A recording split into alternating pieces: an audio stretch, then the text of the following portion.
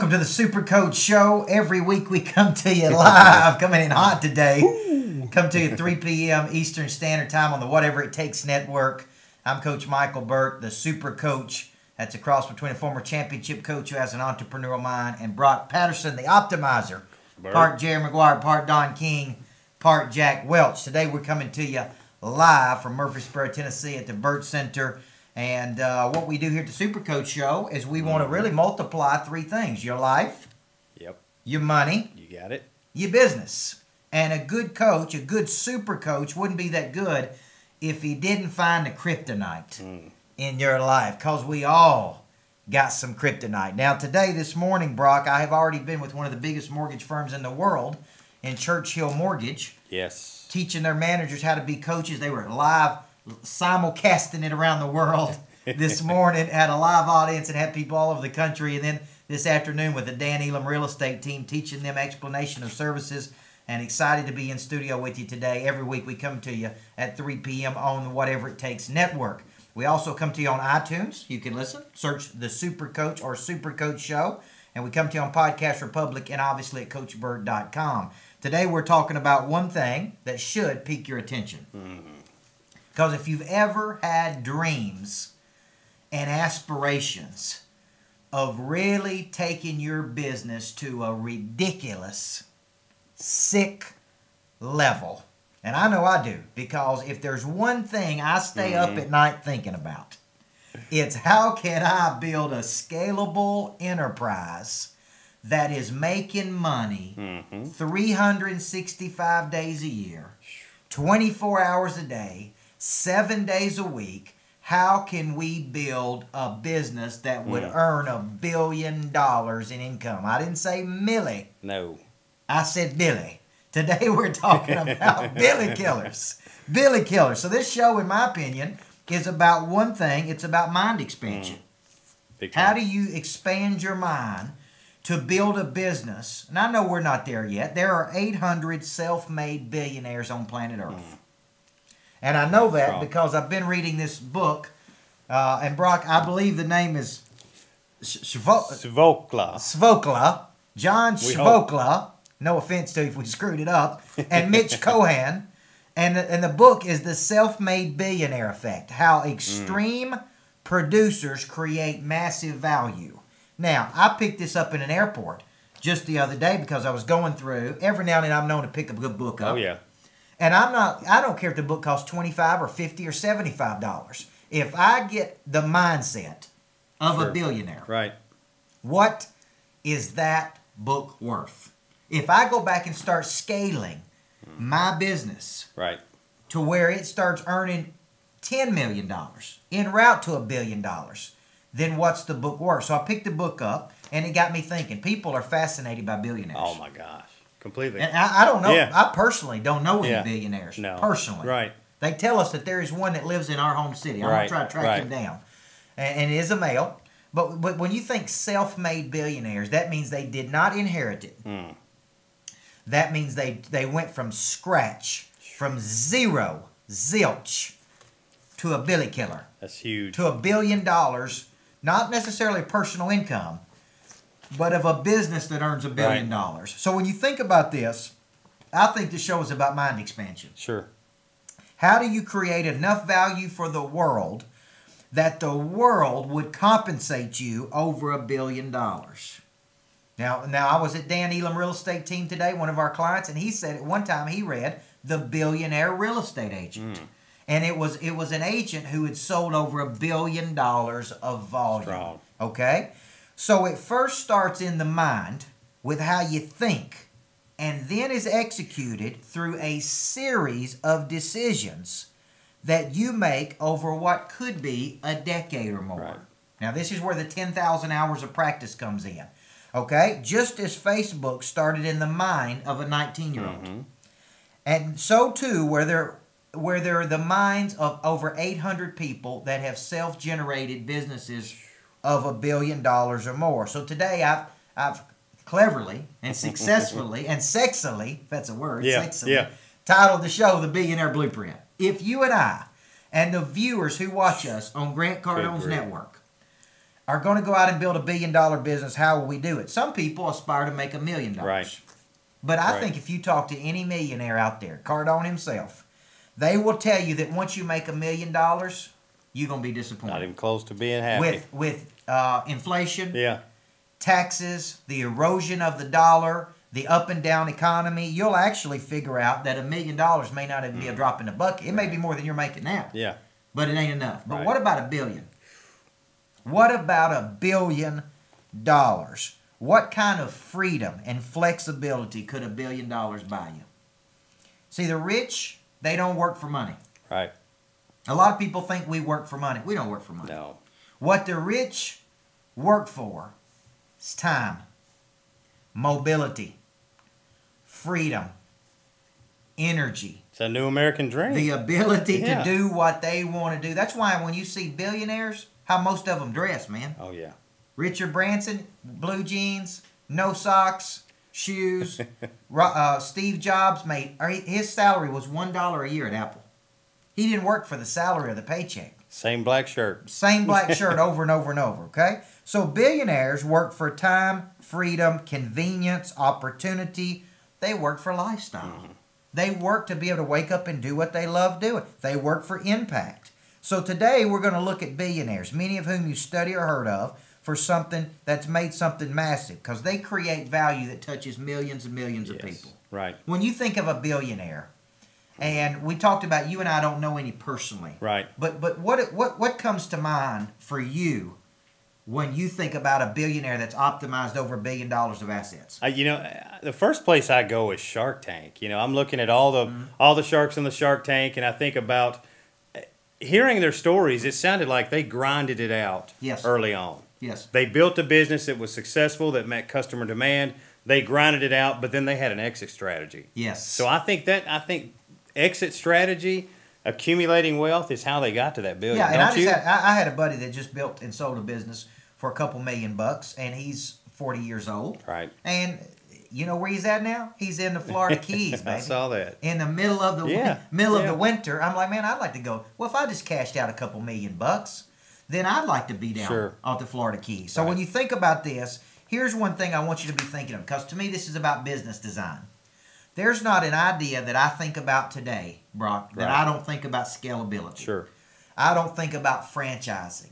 I don't think about a way we can multiply this. How can we take things out of my name into where we can create? And the other day I told you I'm not getting on an airplane for under a certain amount of money. Correct. Because I just don't want to do it. And if we can create enough demand where people come to us through our personal interest mastery, through our monster producer program. Now, I don't mind doing a summit in New York City. Oh, yeah. I don't mind doing a summit in Cabo San Lucas, which I'm doing in the fall. Right. I don't mind destination events, but I'm not getting on an airplane and changing 4 planes to get to a city for a little bitty amount of money. I'm just not doing it.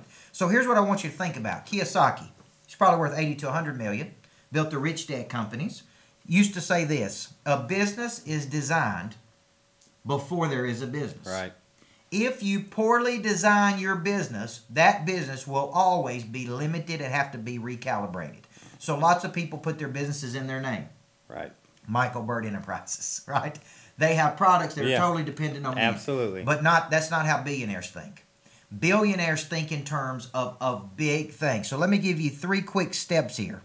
3 steps to the billion dollars that I want you thinking about. Number 1, most billionaires have a serendipitous moment of revelation. Now, one thing billionaires do. I like that. They let their mind out to play. Sure. They loaf. Right. They don't loaf because they're lazy, but they understand that big ideas happen when they're relaxed. Mm-hmm. So most billionaires, just like you could be a billionaire next door, had a serendipitous moment of a revelation. Bam, it hit me. I got a $1 billion idea. This is huge. The second thing they had is they had the useful connections and networks to the right people to make it happen. The third thing, they had the willingness to bet it all, to go all the way, baby. So if you're out there thinking about this, you may have had the serendipitous moment. You may have the connections, but do you have the guts and the nuts to buckle down and take it all the way, right? Tweet that so out. let me give you some kryptonite, okay? That's tweetable too, at Micheal Burt. Okay, let me give you some kryptonite here, Brock. Number 1, here's the first kryptonite that we found in your life. You're caught in small thinking. You're caught up in very, very small thinking. And that's really what your kryptonite is. And it replays itself over and over and over again. And you won't take the time away to see a bigger picture. Or your current environment is so small and so limited. That's why I wish you'd join me in New York City for the Monster Producer Summit, April 17th and 18th. Monster City, Monster Summit, 2 days with me, full immersion experience. When we come back in segment number 2, here's what we're going to do. We're going to talk about inside every person out there watching this show today, including me, including you, including Lauren K. Hudgens.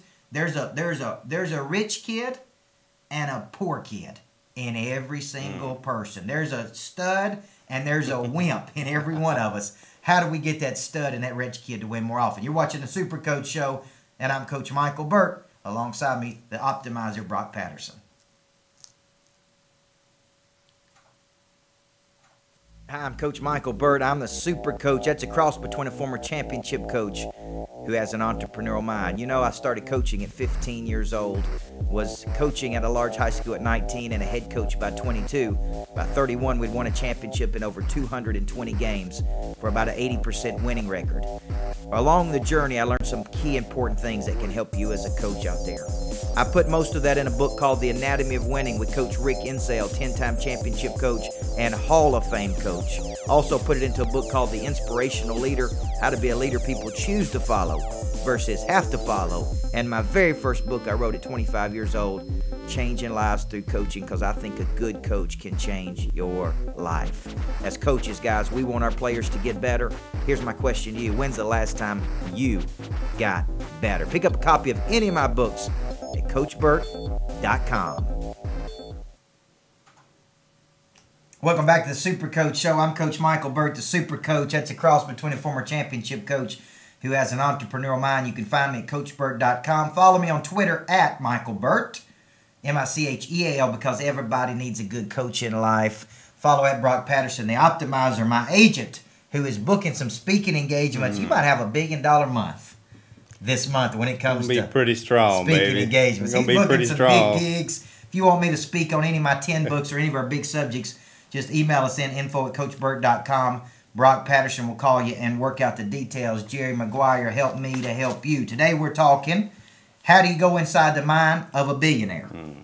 The Billionaire Blueprint. If you were to build a business that was $1 billion business, what are the habits of $1 billion people? We're referencing this book, and we'll probably have these cats on the show at some point in the future. Strong. So Voclia and Mitch Cohen, who wrote The Self-Made Billionaire Effect. What I like to do is I like to extract concepts, pull them out, make them leverageable, and how we can use them. So today we're talking how you can be a billionaire. Now, let me give an example of a billionaire. The guy who created Morningstar. Morningstar is a service that basically filters through investments and gives you counsel on what are good investments and bad investments and shows you the fees that investment firms charge you. Tony Robbins in his new book talks about this guy a lot, about Morningstar. Well, this guy was a brainiac. And he would sit at home and go through the investments himself. Wow. And then figure out which one were good and which one were bad. So he said, what if I built a business that would take all of this hassle out for the consumer? And so he created Morningstar, which became $1 billion business. And so now you can go to Morningstar.com. You can figure out which investments are good, how much fees you're paying. It runs your investments through a filter, and it shoots back what works and what's not. Look at where that started. It started in his mind, just sitting at the kitchen table as a young, I think, 20-something-year-old. Good grief. And he said, this is a big business. So when you think about this, in this segment, we're talking about the rich kid and you and the poor kid. Because I would tell you, in my life, I got a little rich guy in there, and I got a little poor guy in there. Does that make sense? And the poor guy in me is watching every single dollar. Is if there's gas 30 cents cheaper across the street, that's where we're going. It gets cutting the lights off when you leave at the end of the night. The little poor guy in you is saying, I ain't spending $2 on a bottle of water when I can drink tap water. The rich guy in me is saying, let's take it all the way, baby. You know what? We'll make up for it. That's right. Yeah, we'll make up for it. So I want you to remember, inside you, there's a wimp and there's a stud. I like and it. When our confidence and swag is low, you can go back and read my book, Swag. It's also on Audible. Is when our swag is low, the little wimpy kid wins. Yeah. So what we don't do is we don't believe we're worthy of $1 billion idea. We don't believe we got $1 billion idea, and we believe it's for some other people. So let me give you some key stats of $1 billion players. Okay? Number one, 80% of self-made billionaires, 80% of self-made billionaires earn their fortunes in highly competitive markets. Now, did you read the book Blue Ocean Strategy? Yes. Now, do you remember in that book, the authors said that people who will win the most would be over here in a blue ocean, right? Not in the red, bloody ocean. Right. That's not what the stats are telling us. It's interesting. That was a great... I know. When you quoted that, it was shocking, but it makes sense. I mean, if there's high competition, I mean, we're in a free market capitalistic society. You would think it would make sense, right? Most of these billionaires did not launch a new product. They may have brought a new product to an existing category, or they may have tweaked a product, like Jobs did with the MP3 and all these things, right? 90% of self-made billionaires have launched more than one successful business. And that dispels the concept of they were just lucky. They were just lucky. Let me tell you something. The saying, what does it say? The sun don't shine on the same dog's ass twice. Is that the saying?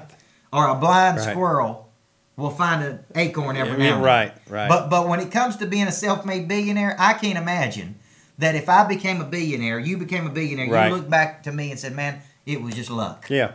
It was luck. I mean, I think about some of the richest people I know, even in my own city. A lot of people say, well, they entered the housing market at the right time. It's a booming economy. Our Rutherford County is one of the biggest growing places. Right. Hey, they still had the guts and the cojones to get out there and go. To go for it, okay? More than 50% of self-made billionaires had a job before they were 18 years old.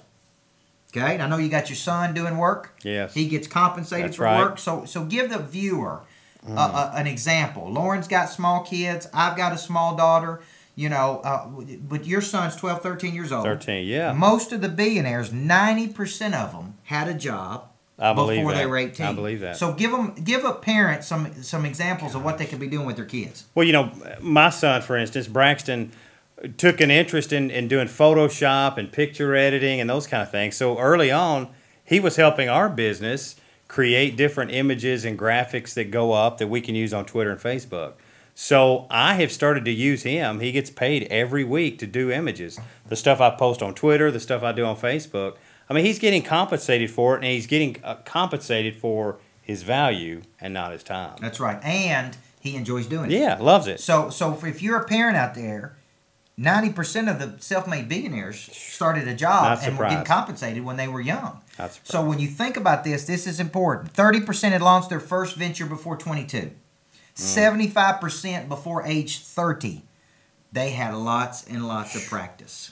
One of the biggest concepts of a self-made billionaire is what's called empathic or empathetic imagination, which is the ability to think in terms of how consumers consume goods. They can get in the mind of lots of consumers.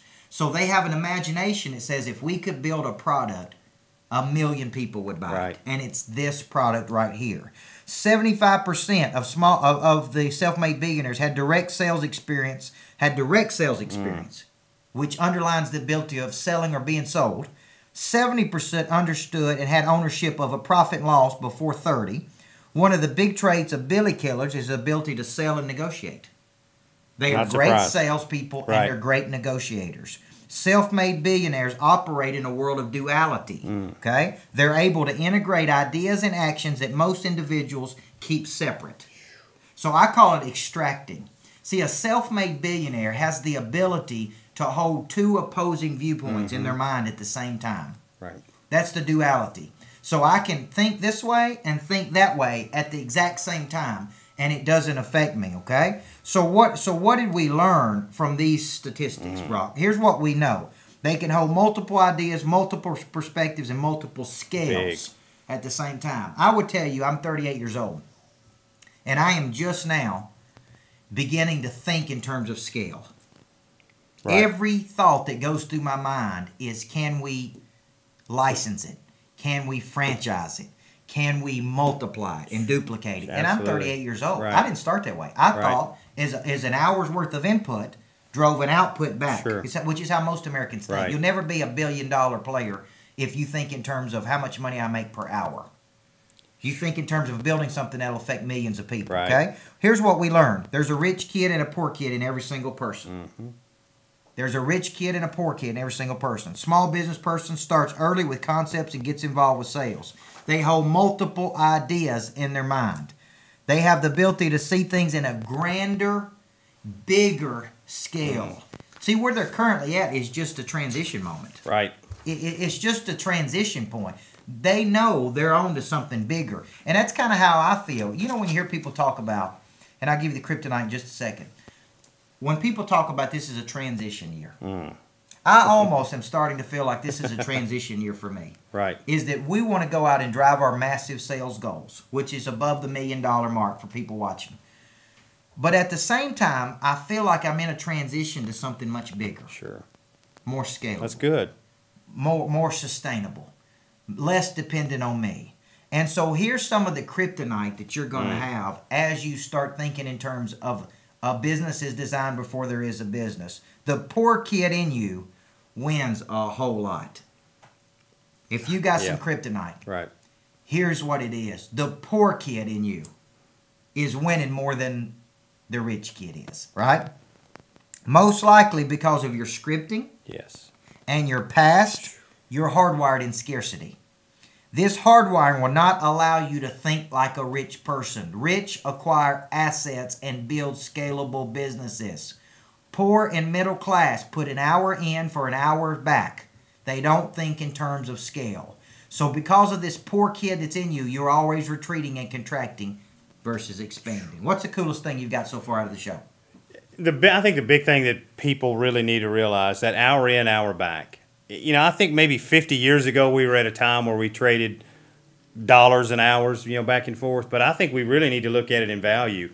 In most bureaucratic corporations, I think it's hard because you're kind of tethered to the desk or to the job. But I think if you want to go out and be a billy killer like you're talking about, you're going to have to create value. And sometimes that value may be in 30 minutes. Sometimes it might be in 300 hours. That's exactly right. You really never know. And so I think you have to stop looking at it in terms of time. Most billion-dollar players started inside an organization and were restricted. Yeah. And they said, to hell with this. I'm out of here. When we come back, we're going to show you that what patient urgency means and what it means to the billion-dollar player. Can you be patient and have a sense of urgency at the same time? Come on back to the Super Coach Show and we'll show you how.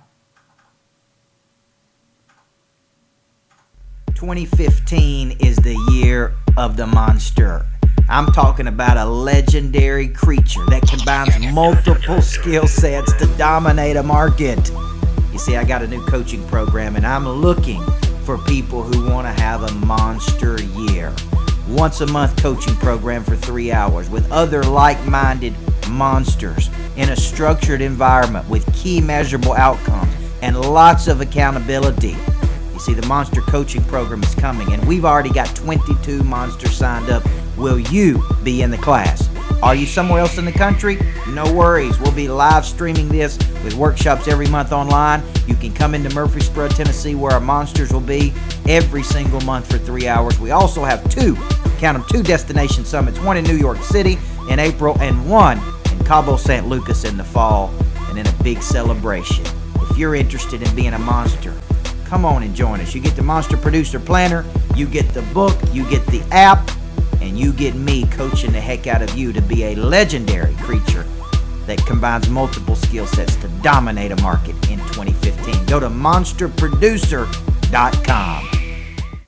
2015. Welcome back to the Super Coach Show. And for all those people who are interested in being a monster producer, I want to give a shout out. We've got monsters all over the country. Oh, yeah. James and Mel Tarbuck, which are in Australia. All over the world. All over the world. World. Ben Lothian, which is in Australia. That's right, Australia. We've got Matt Wilson, who's in Mississippi. Sure. We've got John Dukes, who's in North Carolina. So you can go through Monster Producer anywhere in the world.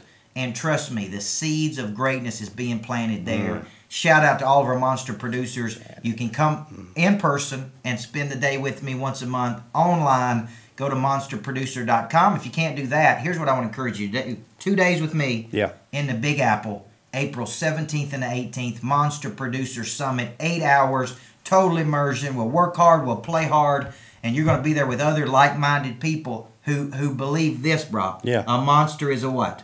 Legendary creature that combines multiple skill sets to dominate a market. You think he's Billy Killers or monsters? They're dominating. When you think about a Billionaire Blueprint, a lot of people listening to this show are watching our show today, and thank you for listening on iTunes. Just type in the Super Coach Show with Coach Micheal Burt. If you're listening to this show, you may be thinking, not for me. I'll never be a Mark Cuban. I'll never be a Sir Richard Branson. I'll never be the guy who founded Red Bull. I'll never be the guy who started Morningstar. Right. I'll never be a person who bought Carnival Cruise Line. That's one of the people in here. Right. And one of the things he did is he told his father, who started, he only had 3 ships. Right. He said, we have got to take Carnival Cruise Line and we've got to make it affordable to the masses. Wow. Because right now, the only people who can cruise are the rich and affluent.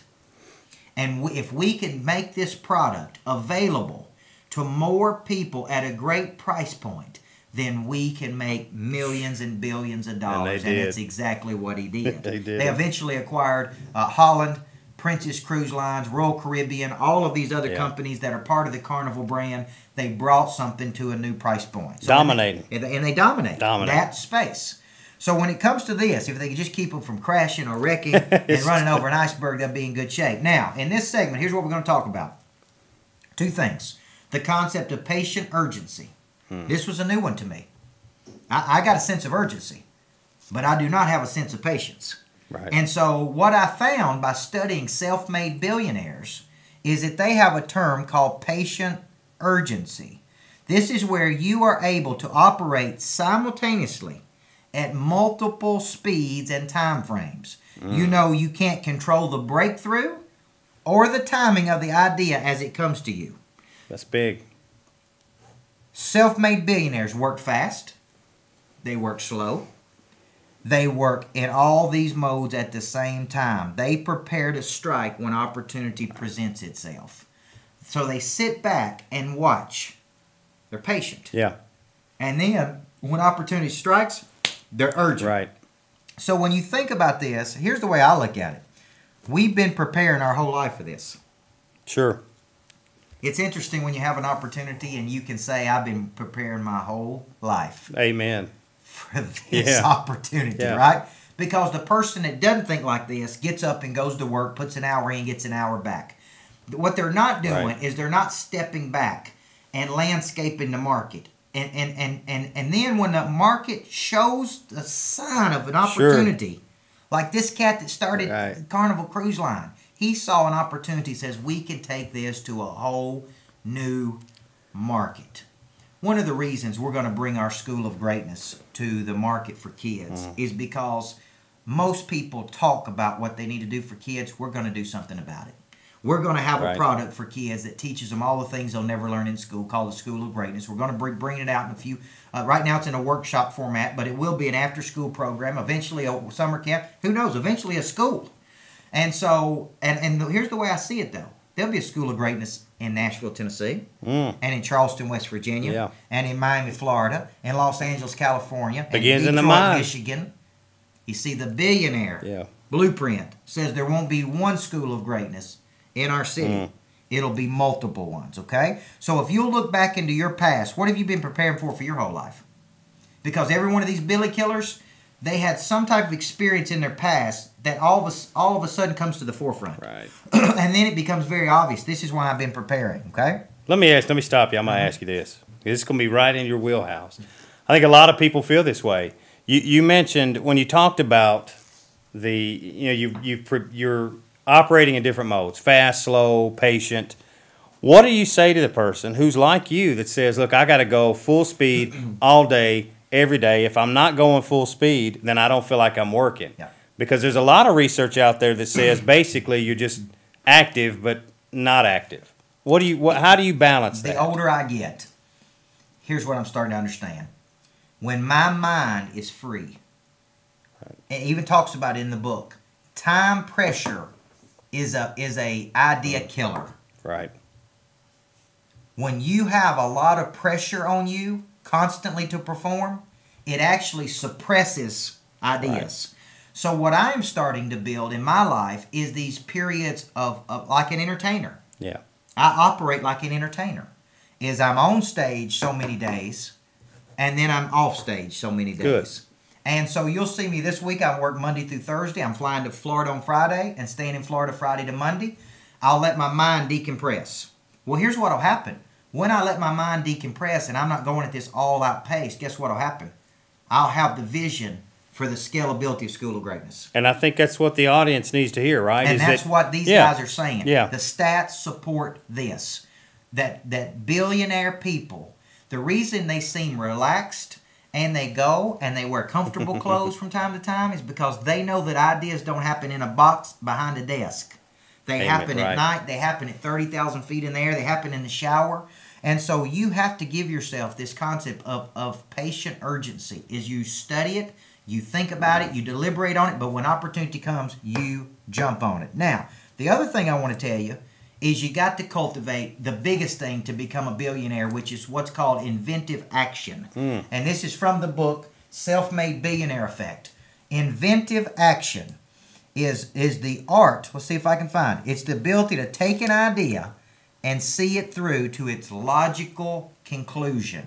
So let's look at the big words they introduced here to us for the Billy Killers. One, they had what's called empathetic imagination. Right. Sure. The ability to see an idea and scale, affect millions of people. They had what they call patient urgency, the ability to be patient and then jump on an idea with a sense of urgency. They also have inventive action, is that they don't only have the idea, but they have the wherewithal and the know-how to see it all the way through to its logical conclusion. Instead of, now you get on the phone with people all day long. Right. Some of them are talkers. Some of them are doers. Yeah. How do you pick out pretty quick the real from the bull? I mean, listening is critical, but I listen to their language mostly. I can hear the terms they use. I can tell quickly because I do homework on their industries, on their company. So if I know more than they do, then I'm wasting my time. If they're educated, if they're prepared, if, a lot of times I only have just a few seconds to even get my point across. So if I can recognize quickly in their language if they're real or not. And here's the deal. The Billy Killers take action. They got inventions, but they got action. So if you were looking at being a Billy Killer, here's one of the 4 things I think you got to be able to do. If you said, here, what have I got to do? Start thinking in these terms. Number 1, you got to figure out a way to fix a broken system. If you can fix a broken system, that's one way to become a billionaire. Number 2, you got to figure out a way to bring immediate value to masses amounts of people. Now, when you write a book, like I write books, here's the challenge. The average American reads less than 1 book a year. Right. But if you write a book, say 7 Habits of Highly Effective People, good to great, 50 million people read the book. That's affected a lot of damn people, okay? So when you think about it, you got to be able to bring value. You got to be able to sell a current product better. So sometimes people bring old products to the market in a new way. Right. Or they tweak it, or they make it better. That's one thing. Or you got to be able to solve a big problem that affects a lot of people. You may come up with a little rinky-dink idea that affects a few people. It frustrates you. Sure. But when we're talking about scaling a billion-dollar business, you will never build a billion-dollar business unless your product or service affects millions and millions of people. So let me give you a few takeaways and kryptonite here. Lauren, let's get the kryptonite from segment 3, and then we'll pull up the segment 4 kryptonite. Here's some kryptonite for you. You can't quite seem to put your skill sets to work in a way that you can scale. I faced this for many years, guys. Not being able to scale my business. Micheal Burt Enterprises, Coach Burt's Got to Speak. Then we moved to a subscription model. And I'm reading a book now, great book by Wallerow, called the Automatic Customer. where you start looking at getting things in subscription-based models, okay? That is a scalability play. So right now, you can buy our workshops online for $99. Anybody in the world can go to Monster Producer. Per month. Go through it online. $99 per month. Right. You can do that. That's a subscription model. That's a scalability. So part of the kryptonite you got is you can't come up with an idea that's bigger than a one-to-one idea. You either don't have the marketing or expertise, or you can't put it together. That is a big problem. Or you can't look into the past and figure out where your talents intersect with a big need in the market. Not some little bitty need, a big need. Now let me give you the final kryptonite, then we'll recap the show. When you think about this, here's the kryptonite that I think is going to affect a lot of the people out there on our show today. Number one, you got the dream, but you ain't got the engine, baby. Go back and watch our show. You can't buy the engine. One thing I know about these billionaires, they got big engines. Oh, yeah. Now, Zuckerberg, whatever his name is, Facebook. He may not have this kind of engine, right? But he's got this kind of engine. Yeah. And he may work. They tell us that he may sit down and code something for 3-4 straight days, 72 straight hours. That's an engine. So one of your kryptonites may be that you got the deal, you got the dream, but you ain't got the action. The other one is that you got the invent, but you ain't got the act. You got the invent, and you ain't got the act. Where do you see the next billion-dollar ideas coming from, billion-dollar businesses? If you said, man, if I was going into a business that I could scale, where would it be?